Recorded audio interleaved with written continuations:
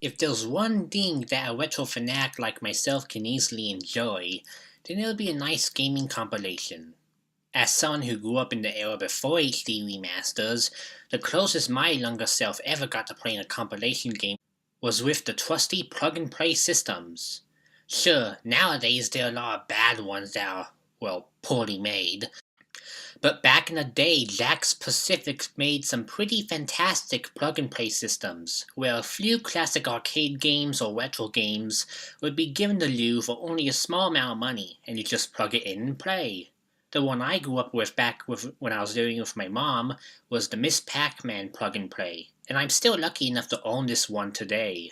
It was with this plug-and-play system that I got my first exposure to Namco's arcade classics, and in recent years I've been a big fan of the PlayStation 1 compilations because of how obscure some of the games that are included in the compilations have been, like The Legend of Valkyrie. So back in 2013, when I read about a compilation of all the major Pac-Man games coming to the Wii U and 3DS, both systems I focused on at the time, I was pretty excited. Sure, the initial list of games that were included didn't really have the game that started it all for me, Miss Pac-Man, but I was still excited to check out the other games that were included to see if I could find some new favorites to enjoy. With a launch planned for winter of that year, I eagerly anticipated the full lineup of games, the price tag, and most importantly, the glorious release date. Alas, winter 2013 came and went with not a single update on the status of the game, and by the time 2013 ended, I was already too angry at the Pokemon Bank delay to be focused on arcade goodness, so I didn't pay attention to the status of the game. Unfortunately, my anger would only increase the following month, when only a week after my birthday I woke up to the news that Pac-Man Museum was cancelled on the Wii U and 3DS. The only two platforms I owned that the game would be coming out on, and the game got cancelled.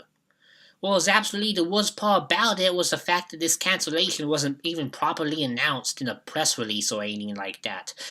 It was only noticed by the owner of Nintendo Everything, a Nintendo fan site that did an article on the cancellation, and he saw that the press release that contained new information like the release date for the compilation, it didn't mention the Wii U or 3DS versions at all.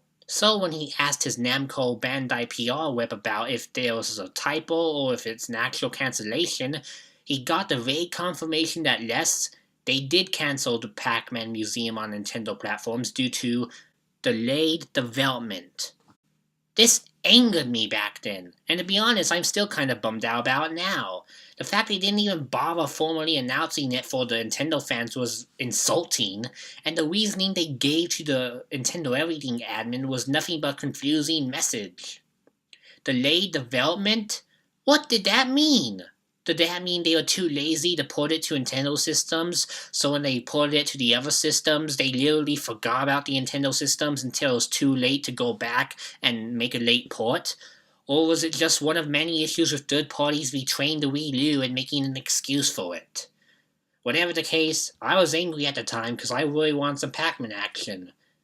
And with nothing I could do to really make a statement outside vent my frustration to my grandparents, I just went back to doing other things, checking in one last time around the launch for other systems to see what reviewers thought of it, only to discover that the game was an overpriced compilation and Miss Pac-Man was locked behind a $5 paywall. Seriously, this game's MSRP is $20, and Miss Pac-Man is $5 DLC.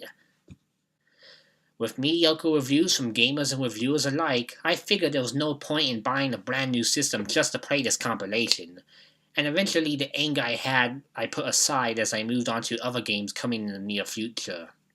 However, my attempts to shelve my sadness ended up backfiring when Namco actually tried to port over some of the included games to Wii U Virtual Console, in the form of Pac-Land, Pac-Man Collection, Namco Museum, and the Pac-Attack games. I say tried, as with the exception of Pac-Attack, these are all lame ports to arcade originals. Pac-Land's the ugly-looking Famicom port, Pac-Man Collection and Namco Museum required using restore points to save the high scores because they were Game Boy Advance games, and Pac-Attack was, well, unaltered. It was pretty much a mediocre attempt at saying I'm sorry to the Wii U owners for not delivering on the planned compilation. But in all honesty, I feel getting half-assed ports only made the sting even worse. We also ended up getting the worst Pac-Man game of them all a few years down the line, but I'll talk about that one another day. Needless to say, despite being burned by some of these horrible, weak ports I actually bought and spent money on, I did hope that the Wii U would eventually see a Namco compilation of some sort, like the Wii did a few years beforehand. Unfortunately, that never happened. Fast forward to October of 2016, and I was lucky enough to buy a used PlayStation 3 Super Slim at an out-of-town mom-and-pop shop. Eagerly saying up once I got home, I decided to check to see if there were any games on sale that I could purchase before I started my stream of the new system, and lo and behold, Pac-Man Museum was on sale for $5, a much better price.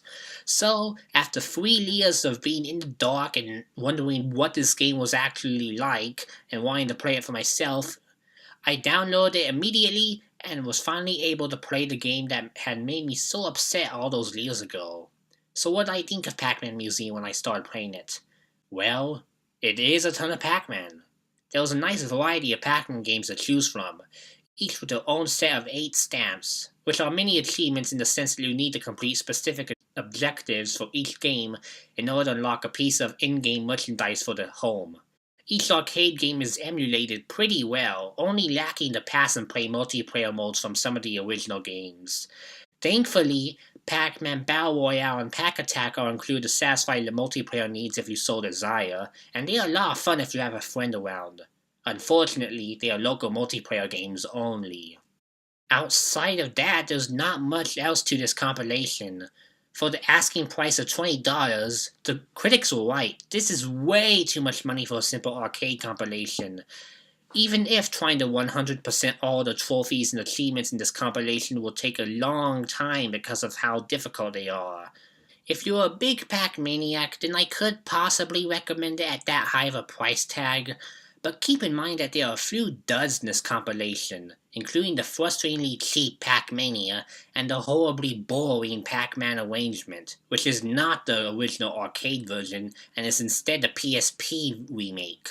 Still, with only 2 real duds in this compilation, and a lot of replay value, I still think this is a compilation that's worth picking up if you ever see it for the sale price of $5.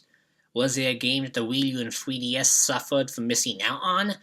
Not really, to be honest, but I really do wish that things turned out differently for Nintendo owners, so we could all get in on some arcade fun. Who knows, maybe on the Nintendo Switch we'll get a Namco Museum for next gen. That's all for this episode of Eternal Memories, and I'll see you on the next episode. Bye!